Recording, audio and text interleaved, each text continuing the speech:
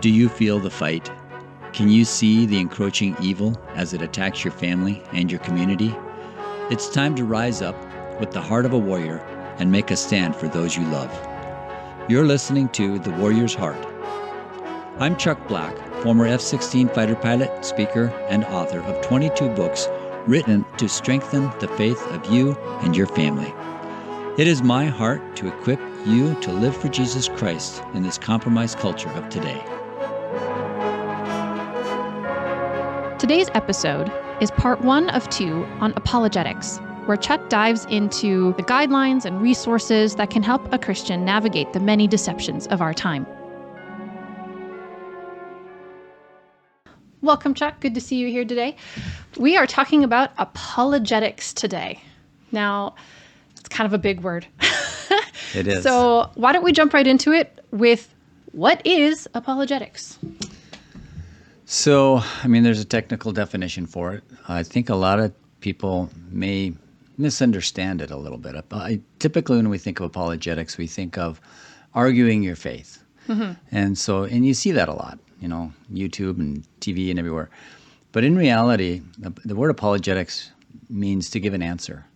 And that reminds me of the Bible verse that says, "Be always ready to give an answer to any man that asks of you the reason for the hope that lies within you." And then the last part of that verse is key, with meekness and with fear or respect. And so people don't say that part of the verse very often. No. In apologetics, just you get this sense of being, a bold, you're kind of but in reality, almost in your face a lot of the time is the... Yeah, exactly. And that really, you never argue anybody into heaven. And so, when I was young, that was kind of the approach I had. I wanted to win the argument and prove it to them. And then I realized that all that did was actually drive them further away. Mm-hmm. And so that meekness and with meekness and respect is what wins people. And so I think apologetics is being ready to give an answer for the reason of the hope that lies within you, just like it says in Peter. And so that's the approach I've taken in the later years of my life, and it's been a lot more effective. Gotcha. So, there's a lot of talk about apologetics, and people can get really fired up about it. But why are you fired up about it? Why is it something that you think is important? Yeah, thanks for that question, Tess. There's a number of reasons, two specifically. And it is because when I was young, we did dealing with doubt before. Right. And that doubt that crept into my life had a lot to do with not having an answer for the things that I was being taught in the secular schools about evolution and that sort of thing, and about creationism or the lack thereof. And so, I have a personal emotional attachment to being ready for an answer, right. for people. And then today I look out, and of course when my children came, I thought, man, I am going to make sure that this doesn't happen to them. And so I knew that apologetics was, at least for a person that was wired like me, was a huge part of that. Mm-hmm. And so I really focused on apologetics for the child raising of my kids. And then now as I go out across the country and I see such deception out there, so, the enemy is just such an amazing liar. And there's so many things for our young people today to navigate. And it just breaks my heart when I see them wander off after a lie. And I think that apologetics isn't the only answer for that, but it's a huge part of helping to preserve the faith of young people. So I'm very passionate about it. And of course, all my books, are geared for that age group. And I can't get into apologetics so much through my allegories, but when I get a chance to speak to families and parents and help them equip them to help their children through this, and then it's specifically teens, that's where I love to live for a little while. So, yeah. And they have some great questions. So. They do. They have lots of great questions. Going back just a tiny bit, we could say that your faith was saved through apologetics, through someone having an answer and being able to explain to you, not in an argumentative way, but in a very calm and caring way, the answer to your question. Yes. And that's really what apologetics is. Absolutely. I think that's a great way of looking at it. I didn't think about that, Tess. It's very true. It was an approach to apologetics that my friend was able to help save me. Yeah. Really save my faith. And he wasn't argumentative. He wasn't trying to shove anything down my throat. He was eager. Yeah. And I saw in him some sparkle that I didn't have. And I thought, man, what is that? And he was ready to give an answer to somebody who was asking, why do you have such hope? Why do you have such, such clarity? Right. And so, yeah, that's true. That's why it's important. Yeah. When we think back to these teens that you were just talking about as well, teens are coming out of that phase of, getting the childhood stories, right? They've gotten the childhood stories. Yep. They know Noah. They know Adam and Eve, right? Yep. And now they're starting to ask the big questions. Yes. And if we're not ready to have some answers for some of those, they can really flounder. True. And that brings up a good point. Parents can get a little fearful of getting into that world because they're Right. afraid their kids might ask them questions they can't answer.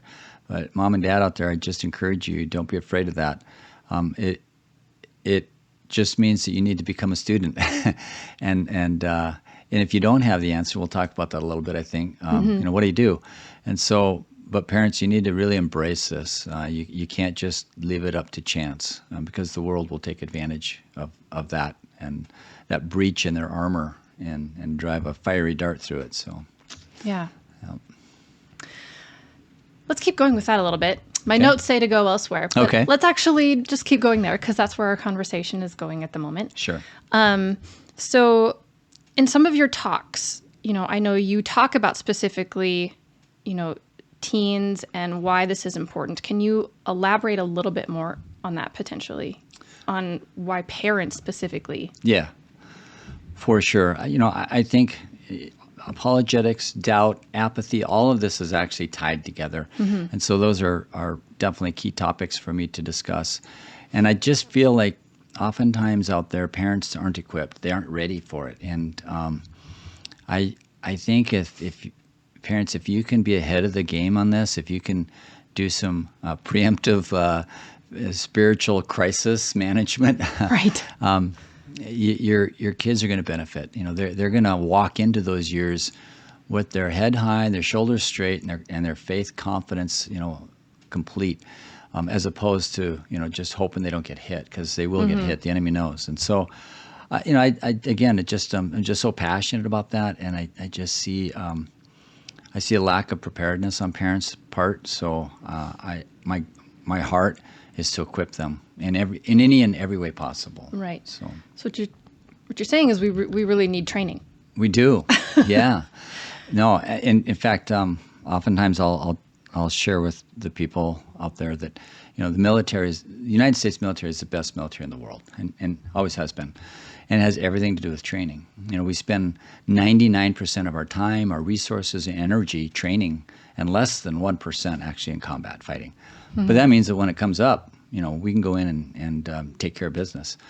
And It's a well-oiled machine by that point. it is, and you think, well, man, that's a waste of money, but it's not because it saves lives and wins wars. Right. And so, whereas we as parents, as believers in Christ and raising kids, we're on the forefront of the spiritual battle with the enemy. And oftentimes it feels like we spend 1% of our time training and 99% of our time fighting battles we're not even aware of. And so, the attrition is just enormous. Right. Over 80% of young people are leaving their faith never to return. That's a terrifying number. It's terrifying. And that terrified me when I looked at my 6 kids and thought, man, that's 5 of my 6 kids going to be lost to the world. And so it has everything to do with training. And I had no idea that the impact that the military would have in my training there as an officer would have on how I would raise my family and how I'd raise my children, and how I would prepare them for the spiritual warfare that they were going to face. And I'm grateful for it because I think without it, I may have missed it, But it is just it's such a fantastic allegory. It's such a fantastic parallel. Yeah. There's so many lessons that we can glean from that. And so, yeah, training is everything. Yeah. And is training both. Like I was just thinking like, so in order to train my kids, I'm really going to have to train myself first. Yep. So that I even know what to do, what to tell them, right? Yep. It's not just being ready to give them an answer. Mm-hmm. It's teaching them how to look into these answers for themselves as well, right? So like I have to look into these and I have to train myself in these answers and knowing how to look things up, knowing how to find answers, and then show them how to do it as well. Absolutely. If you want to learn something well, teach it, right? And you're a teacher, so you know that. Yes. Keenan, my youngest son, who is an engineer at our company, is involved in creating a training, an extensive training program for our service techs to go on the field and to get into some deep level stuff. And just yesterday, he sat back in his chair and said, "Man, I have learned so much by getting ready to teach these people." I said, "There you go. If you want to learn something, teach it, because you'll be the smartest guy in the class, hopefully." Hopefully, that's the goal. So parents, it's a chance for you to learn something fresh and new, and again, you're investing in the future faith of your children and the preservation of their faith and potentially their eternity. Because, like you said, that's a frightening statistic to see our kids, this generation, just walk away in droves. So we tie that back to our first topic of apathy. You said that, you asked several of your children, why was it different? And they said, well, because we saw you and you were not apathetic. Yeah. You were devoted to your faith. You were invested in your faith. It was important to you. Yep. And so as a parent, this is one of those ways where we can either be apathetic about it, and we can just say, well, I don't have the answers right now, I'm sorry. Or we can show them how to be invested. Yes, absolutely. They're going to take cues from you as a parent. And I will say, too, that, not everybody needs apologetics. There are some that truly have the faith of a child, blind faith, and they don't need it. I had a brother like that. I just was kind of stunned. He's my next oldest brother. He's amazing. He was solid, and he just wasn't concerned. And I have the gift of faith. The gift of faith. I have one or two of my kids who were the same way. I think Ian was one of them. It never was an issue. But if you have an analytical person, somebody who needs to have answers and to know the whys and behind things, they really need a solid grounding in apologetics if their faith is going to remain in this world. So yeah. All right, we're going to pause here for just a second. Okay. I have a question of the podcast for you. Oh, man, it's that time again. And these are such for those a of you surprise. who may be just tuning in for the first time, Chuck with his family would often implement something called a question of the meal at a family mealtime to encourage conversations and relationships. And so we're taking a slight cue from that, and we're doing a small question of the podcast. Now, my first question for you is... And I don't know what these are. You don't. So... These are really fun for me. I could stumble and she might really... You have no idea what's coming. Confound Great. My first question for you is, what character that you have written either was or has been, if you're currently still writing, the most fun to write? Oh, wow. What character was the most fun to write? Yes. Like you just enjoyed putting this character in scenes. The thing about writing,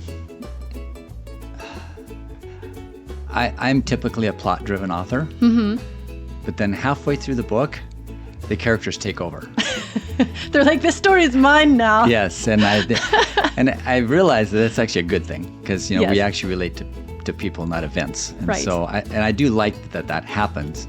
But oftentimes my story will redirect in different directions because they've developed and, they wouldn't do that now, the way I thought it was going to happen. So I kind of have fallen in love with each of my characters. Yes. So they're all special to me.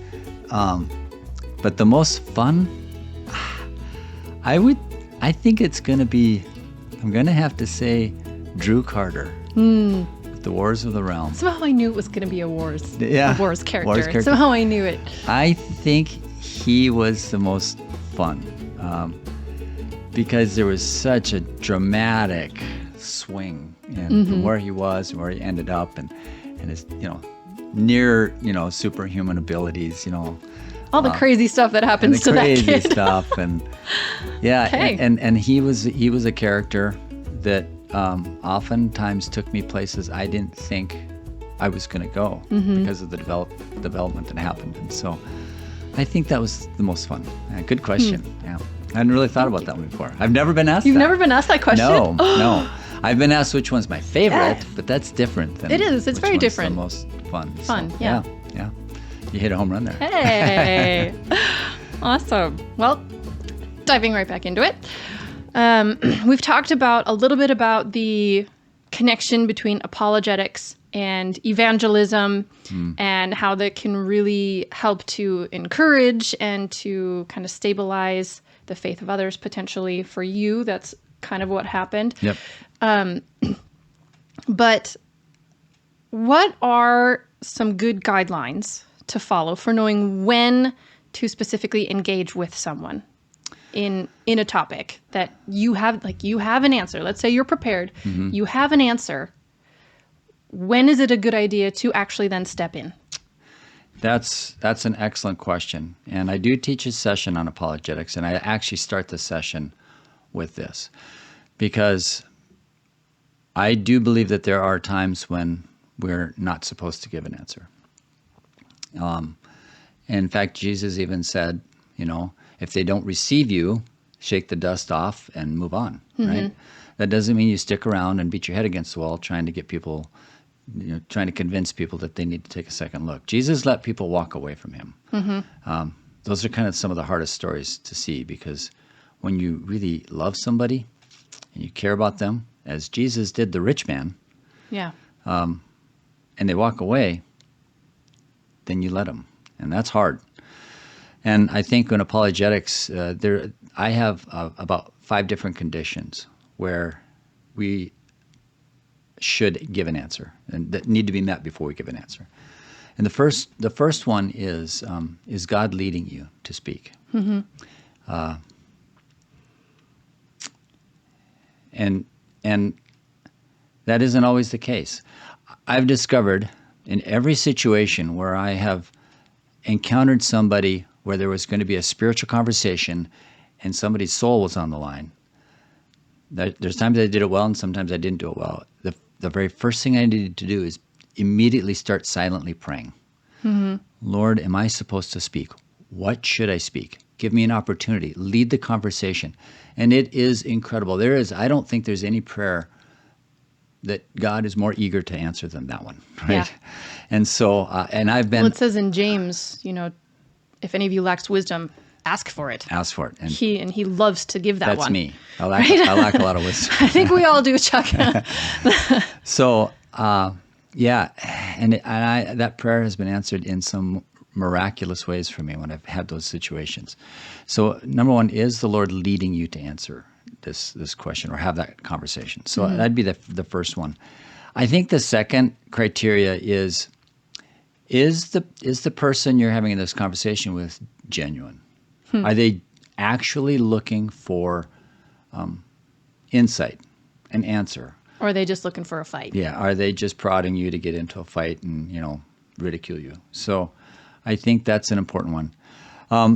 The third one is,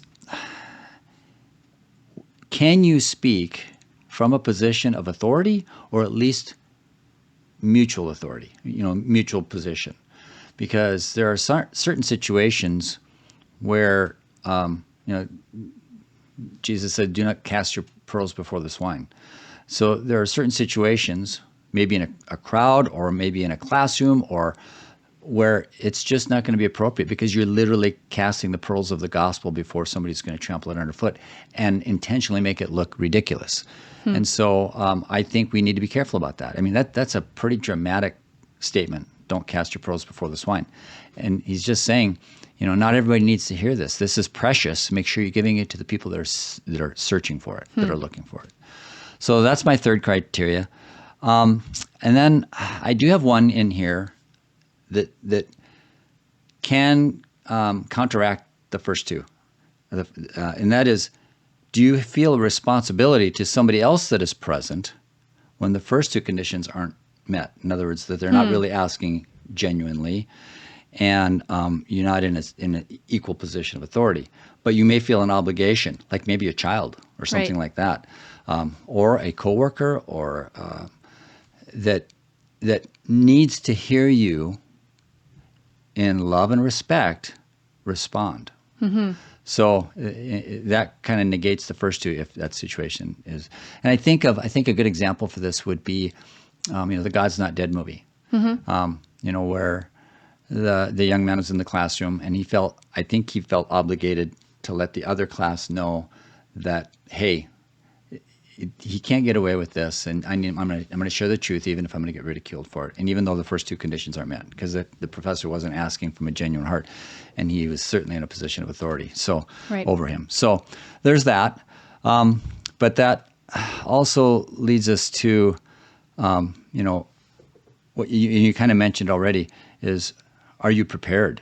Right. The worst thing that can happen is you get into this conversation, it gets deep and difficult, and now you do look like a fool because you haven't prepared, you haven't done your homework, you haven't done your studies. So I don't, for parents and children, I don't think that's the case. You just need to go for it. Right, because you can investigate along with the child over a course of time. Yep. Be like, well, let's look into it together. Yep, exactly. And then, I mentioned the God's Not Dead movie, and it's an example for when to speak, because there was another scenario where my oldest daughter, Brittany, was in almost that exact same situation. Oh, I've heard this story. Yes, and it's pretty amazing. It was kind of like a God's Not Dead moment. But I had taught them these conditions in which you're supposed to give an answer. And the professor in her biology, she was a pre-pharmacy student, and the biology professor stood in front of the class and said, if any of you have any sort of semblance of faith in God, then you need to just get out of my classroom, because there's no place for God in science. And so Brittany said, I recognize this situation. I am prepared for this. Right. And he didn't leave it open for somebody to respond. He just made that statement. So it would have been inappropriate and disrespectful for her to stand up and make a big scene. Right. So she just tucked that away and went through the class, took the class, got her grade, and prepared an excellent teacher evaluation, professor evaluation at the end of the semester. And she said, she knew that after the final she was going to have a chance to do this. And so she had actually written this all out ahead of time. And the evaluation had to be handwritten. So she had typed it up and ready. It was ready. Walked in, and then she just copied it over. And she said, I expected to come to this biology class and be taught about evolution and the evolutionary processes that science believes to be true.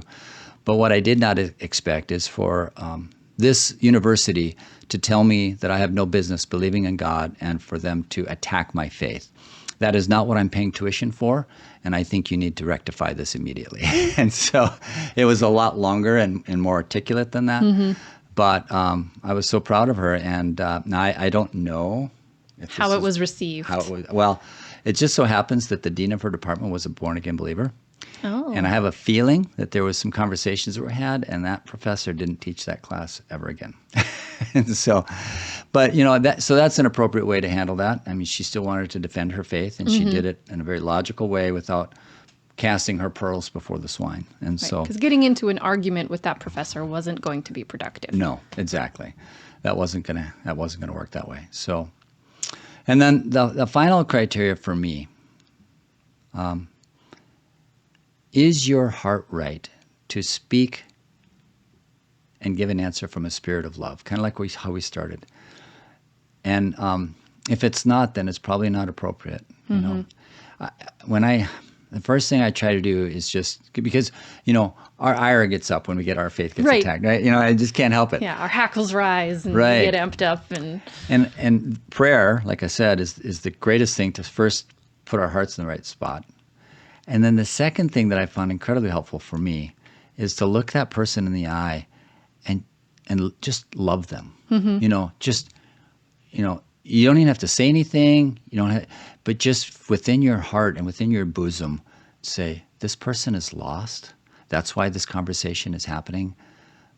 I just want to love them and show them a better way. Once you get there, then you're ready to actually start giving an answer for the reason of the hope that lies within you. So That's good. I feel like that last step can sometimes almost even be the hardest. Yeah. And I earlier on, I didn't do it well.